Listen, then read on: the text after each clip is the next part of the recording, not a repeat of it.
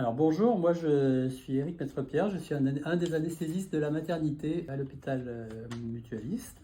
Je travaille en maternité depuis près de 30 ans puisque j'ai commencé à travailler à la clinique de l'Union en 96 et j'ai intégré par la suite le Medipôle en 2019 à l'ouverture. Alors, mon métier, que j'ai choisi d'ailleurs pour ça, c'est de gérer notamment la douleur dans les phases aiguës, donc pour les opérations chirurgicales et pour ce qui nous intéresse aujourd'hui, pour les accouchements ou les césariennes pour les dames au moment où elles vont mettre leur bébé au monde.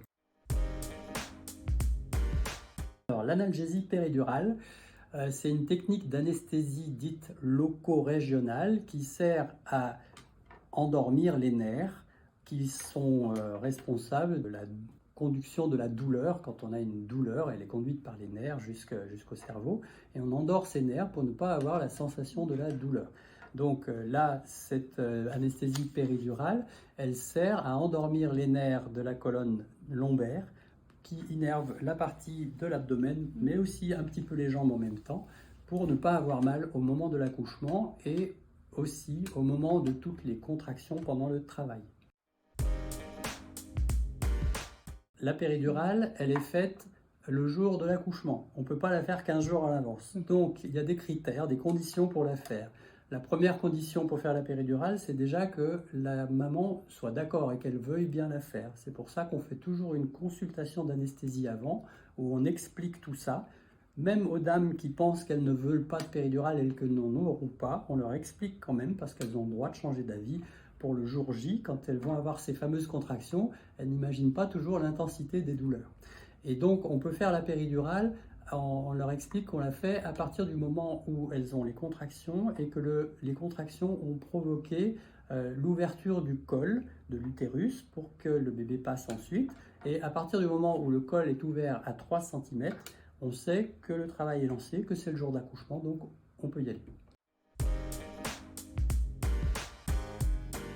Les mamans peuvent changer d'avis absolument, quasiment à tout moment, puisque d'abord, on est là sur place 24 heures sur 24, et ensuite parce qu'on peut faire la péridurale à 3, à 4, à 5, pratiquement jusqu'à dilatation complète. Après, c'est juste un problème de timing. La pause de la péridurale, ça prend entre 10 et 15 minutes, pas la piqûre en elle-même, mais le petit cérémonial autour. Et l'efficacité arrive au bout de 10 minutes en début de travail et jusqu'à 15 minutes quand on est plutôt vers la fin du travail avec la poche des os rompue ou le col qui est dilaté à plus de 7 cm. Donc le total, ça nous fait entre 20 et 30 minutes. Donc il faut être sûr d'avoir le temps de la poser et qu'elle marche. Sinon, ça serait un petit peu dommage. Mais ça nous arrive de poser des péridurales même à dilatation complète. Parfois, le bébé est encore un peu haut, on sent qu'on a bien le temps et on préfère même faire la péridurale, ça, il n'y a pas de problème. On est présent et on refuse jamais. On est là à tout moment. C'est plutôt les conditions locales qui gèrent ça avec la sage-femme qui va examiner la maman et qui va savoir globalement si ça vaut le coup, si ça vaut pas le coup. Alors non, ça c'est un espèce de mythe qui se généralise, qui se passe, je ne sais pas comment.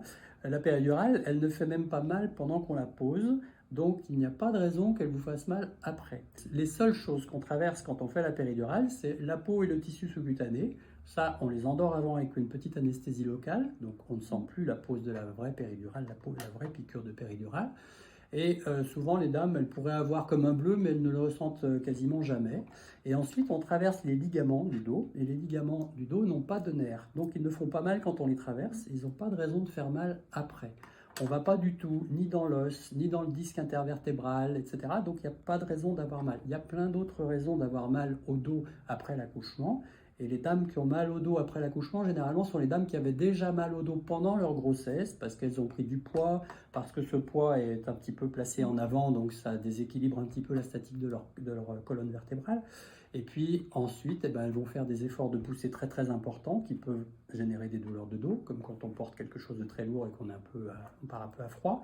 Et puis ensuite, elles vont aussi beaucoup porter leur bébé, et notamment les mettre dans leur lit, se relever, etc. Donc c'est vrai qu'elles ont beaucoup de raisons d'avoir mal au dos, mais elles croient souvent à tort que c'est à cause de la péridurale.